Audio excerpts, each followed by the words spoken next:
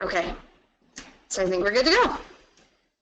So again, if anybody can't see us or hear us or see the nice, beautiful PowerPoint we're about to show you, now would be an awesome time to let us know. Okay, so show and tech. Okay, so the folks that are going to be your crew for Show and Tech this year, your affiliate challenge masters, are David Jolly Jared, who's not so jolly tonight. He's not feeling well, so he wasn't able to be here. I'm Susie Patch Bologna. And I'm Kayla Ivory Bone Stephens. And I'm Justin Peg Wilson. We're excited to be working with you this year on this challenge. We think that you're going to really enjoy this challenge. Yeah, go ahead. Yeah. Jump right in there, too. Okay. So we're going to take you through a journey of discovery. So how this PowerPoint's going to go, we're going to talk about scoring and how scoring works with this challenge. Then we're going to move on to the technical effect, clarifications, rules of the road, technical design, resources, and then we'll hit our goal, our buried treasure of creativity, workmanship, and integration.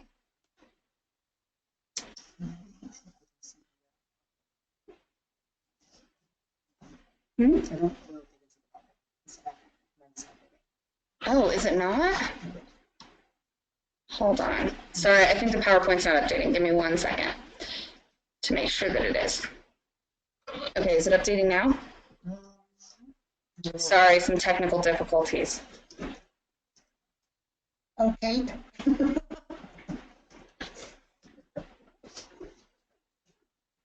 You can't see it. Okay, is it changing? There it goes. It's working now. Thank you. Okay, so let's talk about the challenge anatomy. So we're going to start off with the challenge is really broken up into 2 different pieces. Well, 3 different pieces. You've got the stage movement piece, and then you've got the team choice elements. So within that stage movement, you've got the opening act with the technical effect number 1, and then the headlining act with your technical effect number 2. So you want to talk about that? Yeah. So the opening act is, and we want to make the point that your team gets, there's so many nice places in this challenge this year.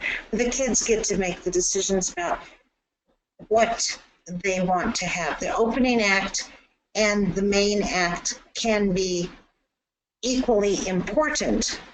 The kids need to tell us when the opening act is finished and when their main act is beginning.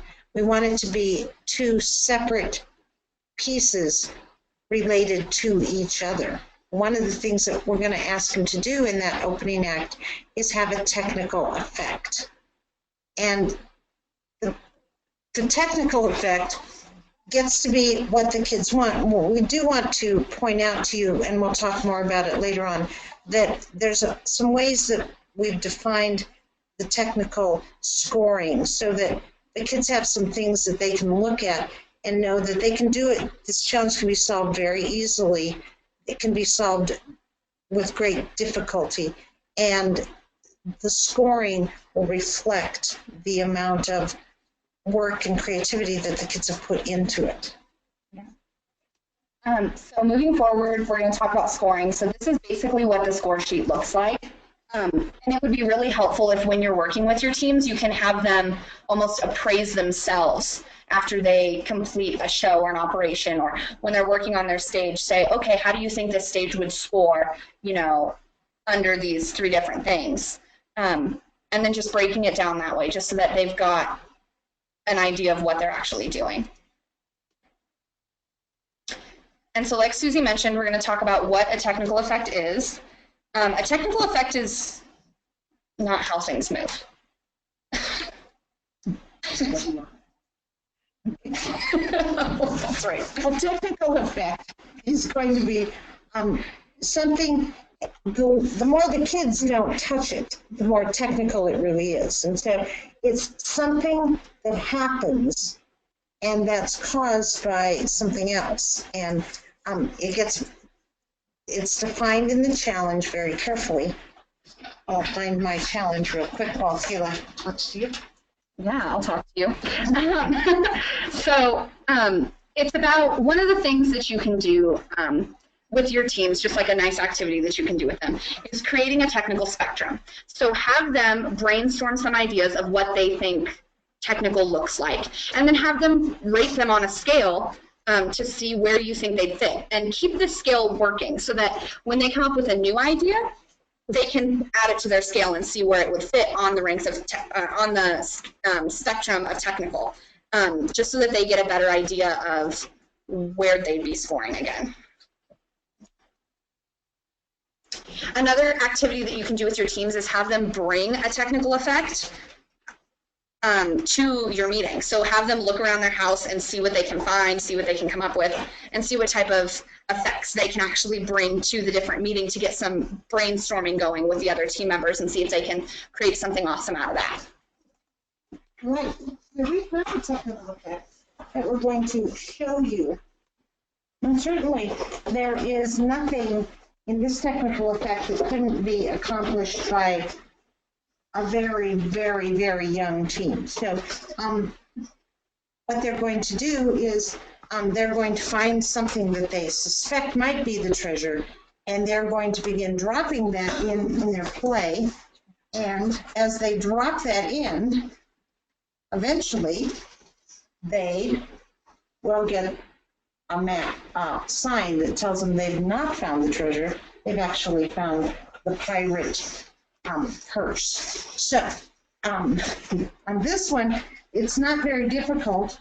And the thing is that it would score very highly because technical effects are scored for a couple of things, and one of them is reliability. That one focuses on two things. It's a lever and its gravity. And gravity's never failed us yet here on this planet, so it's got some reliability going for it. So that one's going to score high on reliability, not so much on the technical design, because the design is fairly simple, but it could score very highly on reliability. So what you want your kids to do is look through the challenge and look at how we score technical effects, and then when they have one that they brought in, if they'll rate it themselves and say, you know, does it always work? Then it's reliable. Is it, how many steps removed is it from you walking up and pushing a button or springing the spring? And then they can decide if they want to make it more difficult, if they want to make it more reliable, how they want to change it. So another idea of something you could do are with instant challenges. So instant challenges are really nice because it's where you can teach them how to use things without actually interfering with the challenge. So like putting together an instant challenge yourself and asking them to, you know, take something like a drill and have it move a platform or something like that. You've got to be careful because you don't want to call it something like a stage, because that's where you start breaching that interference. But just different, you can put together different tools and get them to start experimenting with different motors and things like that so that they can learn about different ways to move things. If we can go back to the instant challenge for just a second, the nice thing about instant challenge is that the kids will be experimenting, but then as you're, after the instant challenge is complete, when you're debriefing, you are allowed to put your 2 cents worth in as well. So you can, if they've missed something completely, you can talk to the kids about something they might have tried, but you know, and you can even have them do it again. It's not considered interference because it's an instant challenge. So again, it can't be to solve this exact challenge, but you can teach them those principles and interject some teaching into it as well. And that's just some of the things that we've gone over with the scoring, but we're just going to move on, and we're going to now talk about the headlining act. And we're going to start off with clarifications. So clarifications are super important. You can get them at destinationimagination.org, and then there's more information on them on page 25 of Rules of the Road. Clarifications are awesome because that chance for your team to specifically ask the international challenge masters any question that your team has about the challenge. So maybe you don't think that the challenge is as isn't specific enough on one piece, and so you're just curious about it. But you can actually get more clarification on different pieces of the challenge. And the deadline for those is February 15th. And it's really important that you follow that deadline, because if it's after February 15th, you can't get any more clarifications. You can't come to us affiliate challenge masters and ask us questions, because we can't answer them the way that an international challenge master can. And in addition to that, there are also public clarifications, and those are really important. So far, I think we have 2, and I only have 1 here for you, but you can get online and look at the other one. And this one says that the opening and headlining acts, basically what this outlines is that the opening and headlining acts need to occur at different times. They can't occur at the same time. And that you need to describe how the opening act begins and ends, and how the headlining act begins and ends. And that's really it with that one.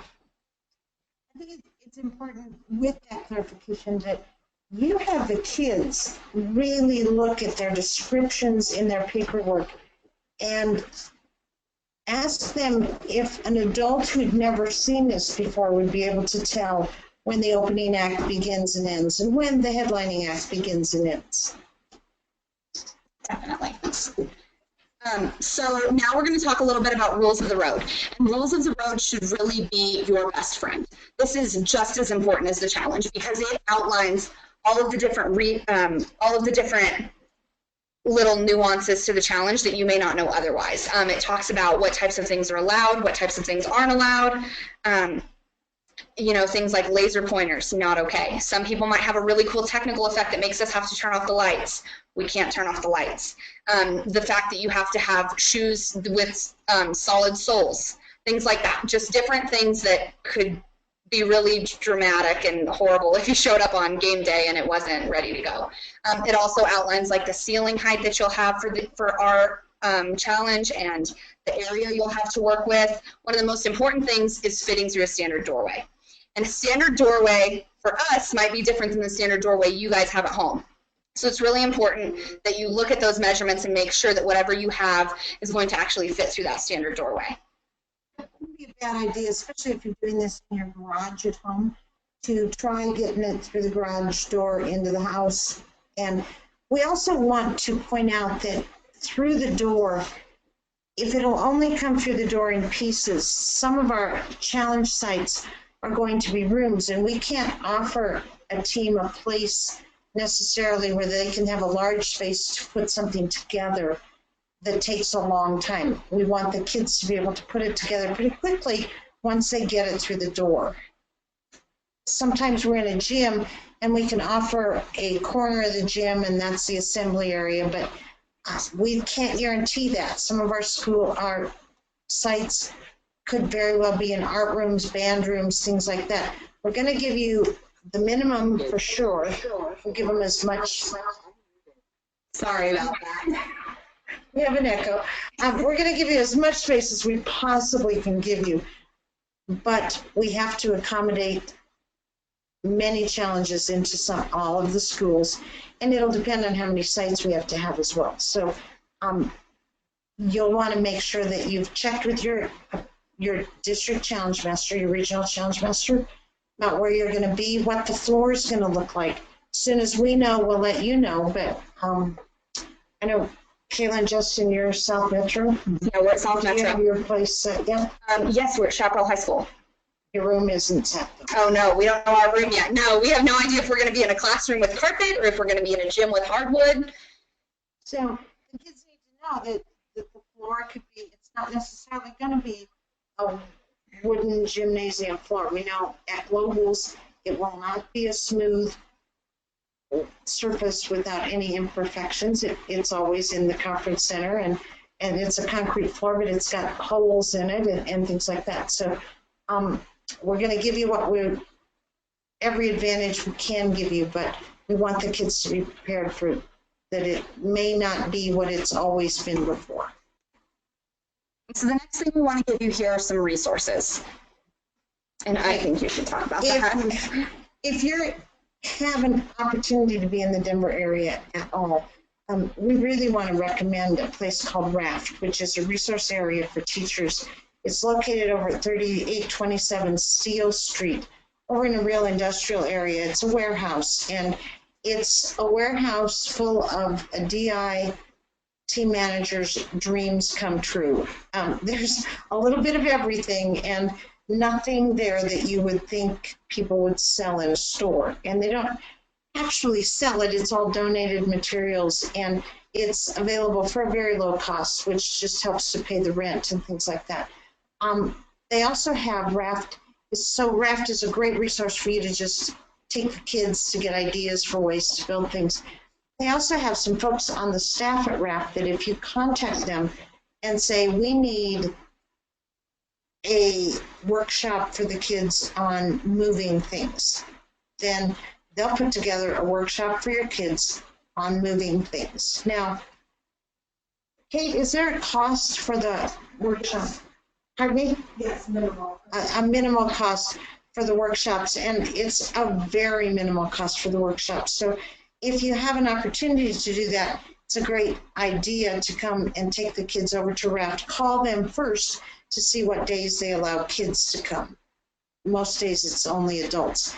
If you're outside of the Denver area, you can go to raftcolorado.org, and they have ideas there of things that you can do that are kind of like Mr. Wizard sorts of things that you can do with some pretty easily available materials to get the kids thinking about magnetism and movement and all the different kinds of science properties that they might want to use in this challenge.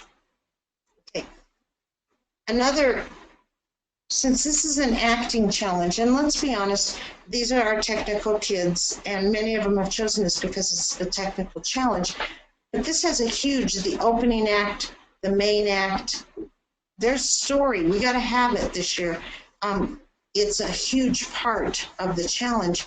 So we've looked up some places that you could, again, here in the Denver area, some places that will work with the kids and do some stagecraft kinds of workshops with them. The Vintage Theater in Aurora, they'll let the kids go backstage. They'll show them kind of how things work. If you go to the Denver Puppet Theater, the kids can sit through a puppet show, but as you know, a puppet show is completely technical effects.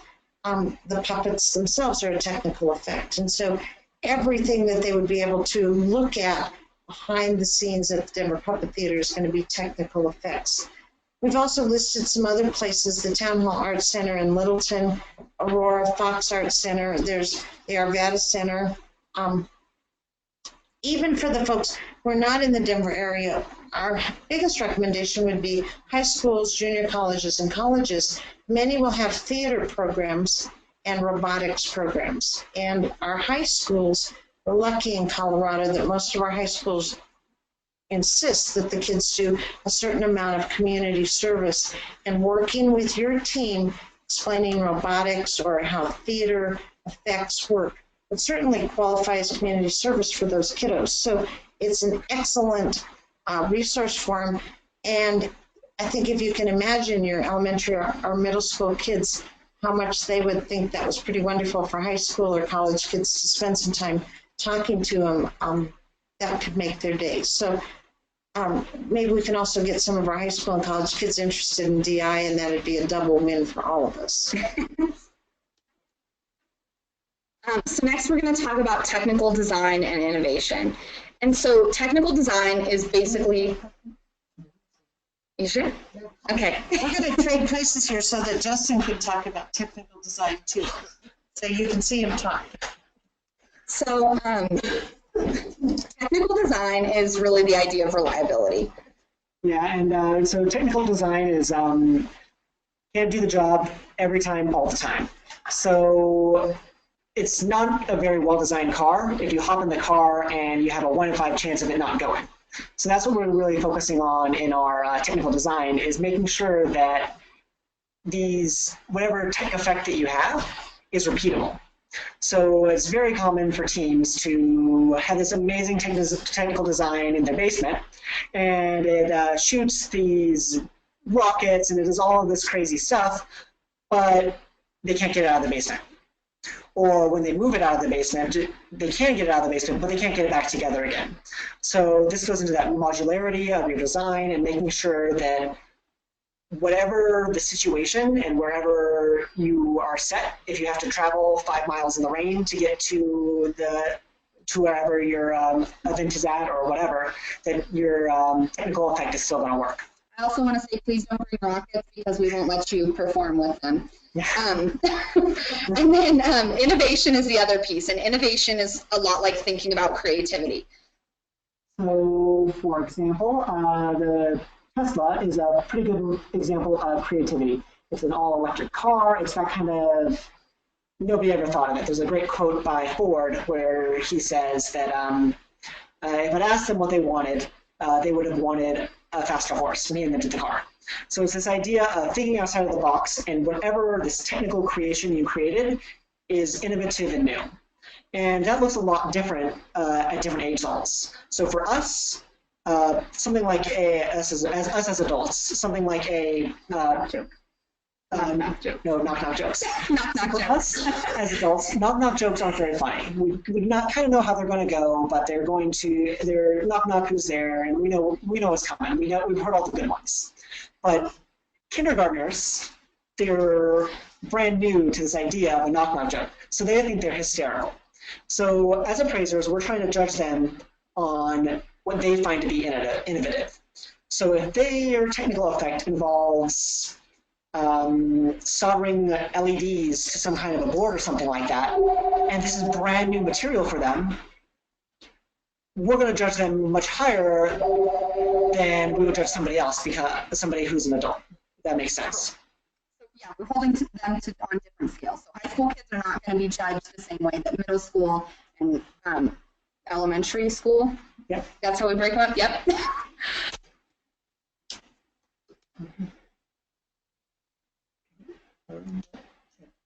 Okay, so again, it's that idea of new, different, unexpected. That's what we're looking for. And we're looking for new, different, and unexpected for them. And then we go to workmanship. And workmanship is really important too. So one of the best things, workmanship is equivalent to like how much effort they put in the design. So for example, do we ever hats? No. Oh, well.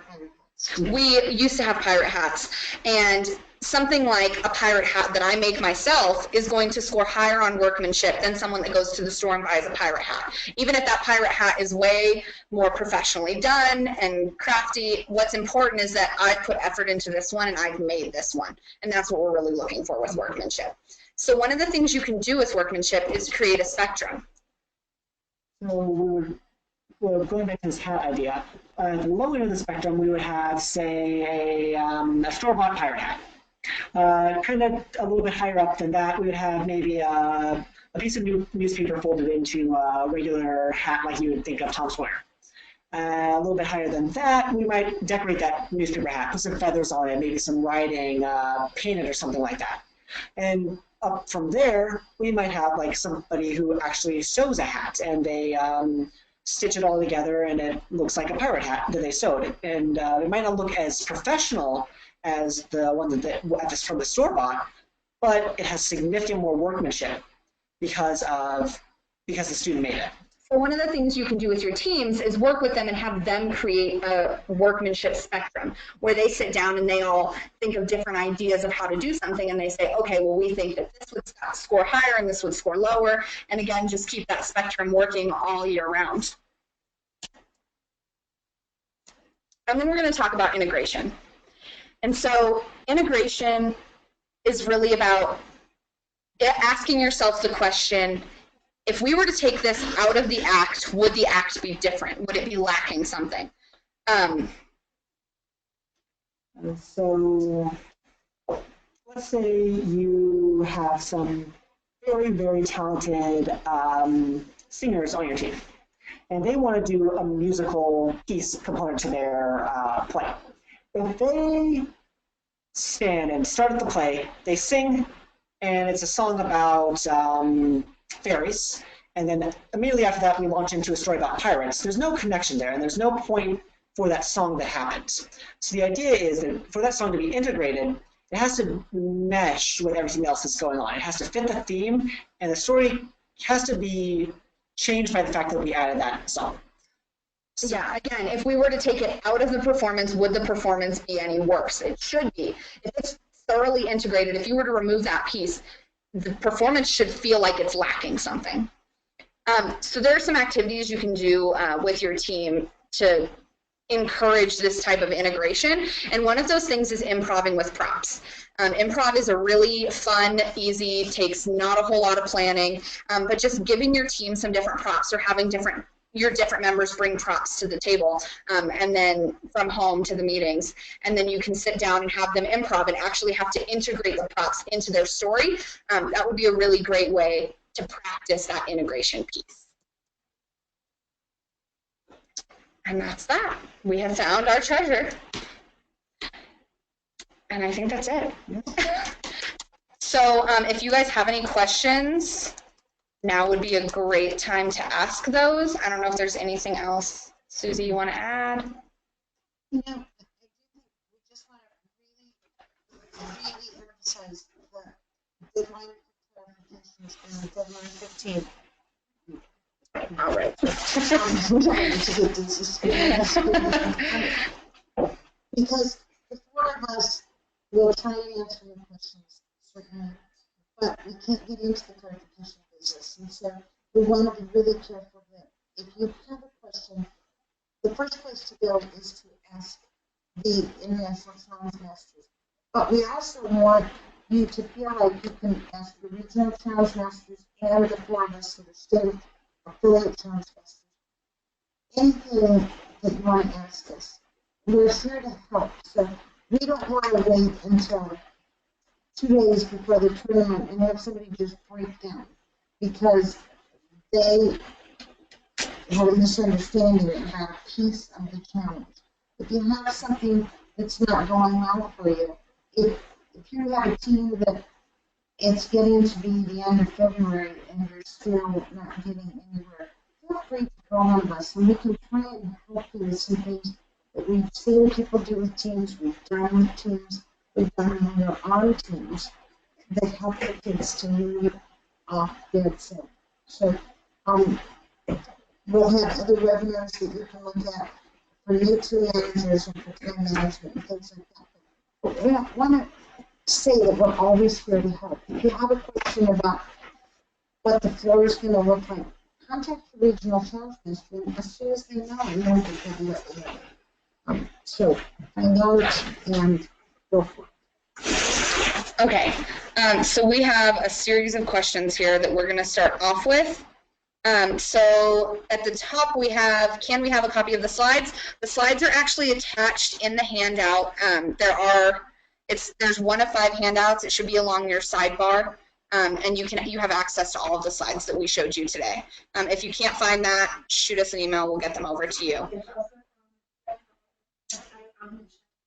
It is also on the DI Colorado website on the challenge page if you're looking for a copy of the slides.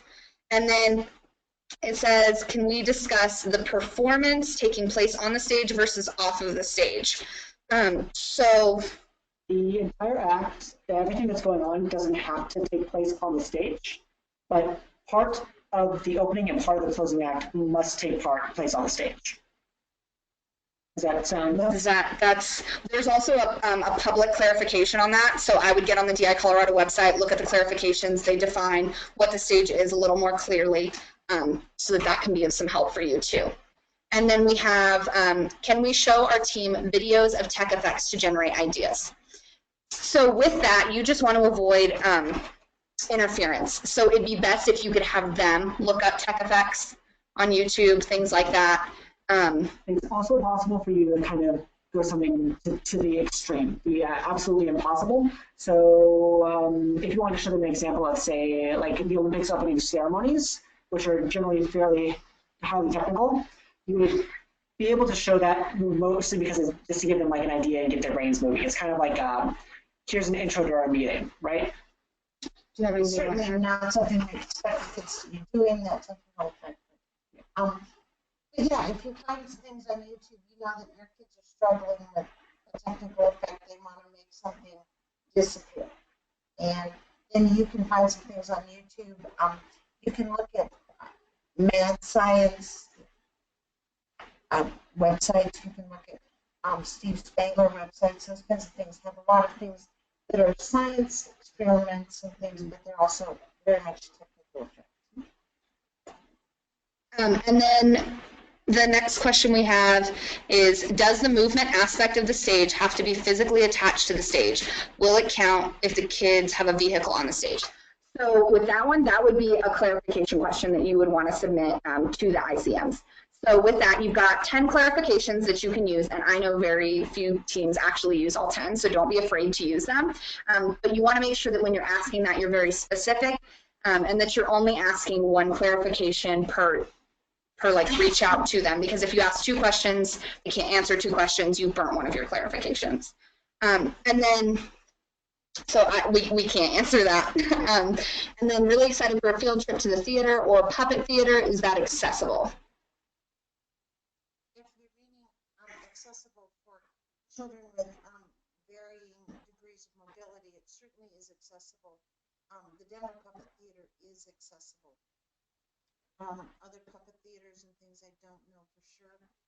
And I would certainly, any theater that you're going to go to, I'm pretty sure when I talked with the people over at the one in Littleton, the Littleton Town Arts Theater, they were absolutely accommodating as they could be. And I know that if you call them and said, these are the limitations, this is the mobility issue that we have, they would be able to tell you first if they were accessible. And most of the places that I talked to would go out of their way to make it accessible. And then the last question we have for right now is, we would love a clarification on how large the stage needs to be, how much of the performance needs to take place on the stage, etc. And with that, that would be a question for the ICMs, but again, in the challenge, it says that the stage is defined by the team. So the team gets to define their stage. But if you're really wondering, I would definitely always recommend sending in a clarification to the ICMs and having them answer that for you. Make sure you're really specific. And then we have a couple more. We have vintage theater. The vintage theater, you talk about the vintage theater. Yeah, the vintage theater is, they offer tours backstage, right? We recommended them. Hold on, they can't hear you, so hold on. Okay, so here we are. The vintage theater was recommended because they offer backstage tours, and that one was a little bit more expensive. They actually are set up to do schools, and so less than 25 kids, they don't have much of a price break on it. But they had a lot of good information, and they really have some set workshops that they'll do with them. They say they still can't hear you. Okay, let's try that. Look at me, relax. All right, can I hear you now? Steve, can you hear me now? Because I don't have the loudest voice after a day of teaching first grade. The Vintage Theater was one of the places we recommended because they have, and I can't read it. Oh, that's better. Oh, good. They have set workshops that they do with kids. We did think that that one was a little bit more expensive because they're used to working with schools, and there wasn't much of a price break under 25 kids. You might call them and say, you know, what do you offer and what could you do for us? We're a nonprofit. But you might get as good information and as good a tour if you talk to your high school theater teacher too. So, you guys said high schools. Sorry, I forgot. No, yeah, you're fine. You're absolutely fine. So that's all the questions we have right now. If you guys have any other questions, feel free to ask them. We'll hang out for a couple minutes. And then I'm also going to send over all of our emails just so that you can get us if you have any additional questions in the future.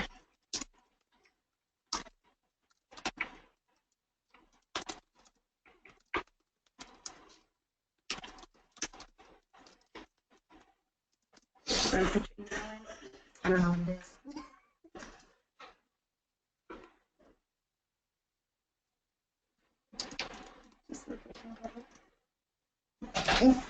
Okay, so you guys should have all of our emails. Thank you so much for hanging out with us for a little bit. Wonderful. Excited being a new coach. And then who can tell us the specifics on the performance location of the room? So you're going to get that from your RCM, which is your regional challenge master, and that'll be on the DI Colorado website. So if you're in like South Metro, that'll be S2. If you're in Cherry Creek, you can reach out to Susie. If it's Denver or Cherry Creek, I'll be the one that'll have that information as soon as we have it. The four of us will have the information about the state tournament, but probably not until sometime in March. Yeah. So it's going to be a while. Each one of these places, we have to find all the spaces that are available and then decide which one of the challenges needs that space the most. So it's trying to fit 7 challenges into one building. So we'll do the best we can, and we'll give you the information as soon as we can. Absolutely. Yeah, and I hope that that helps everybody out. Oh, in addition to that, a copy of our webinar is going to be up on the DI Colorado webpage, so you can go there if you want to rewatch us, or not, or share it with your friends or your team managers or anybody else that needs access to it. But thank you all so much for coming. We really appreciate it. And we can't wait to see you in March. Should we attend the training on Saturday?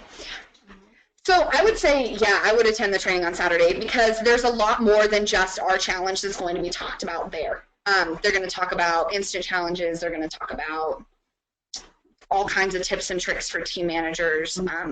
There's going to be a big general session that talks about the process. It's really valuable. It's really valuable if you can attend. I would make time for it if you can. There will also be sessions in the afternoon on that day too that break out into different little pieces if you want any help with those. You don't have to stay for the afternoon. It's also a really good chance for you to sit down with your ACMs or your RCMs because most of us will be there. So if you had any specific questions or wanted to talk to us, that would be a good time to sit down with us and talk to us one-on-one as well. And then more in depth than new team managers. Okay, so are we going to go more in depth for new team managers is how I'm taking that question. It'll be the same, we'll give the same presentation. Yeah. We're going to share the same information at both the experienced team managers and the new team managers. We split it off so that the experienced team managers sometimes ask questions that are a little bit frightening to new team managers. So we've just split it up that way, but we're not going to give any information to one group that we don't give to the other. Yeah. But again, I would definitely attend if you have the time on Saturday. It's well worth it. And I think that's it. Unless you guys have any more questions, and again, you can email us. We're all available. Thank you to the hardest working volunteers, the team managers.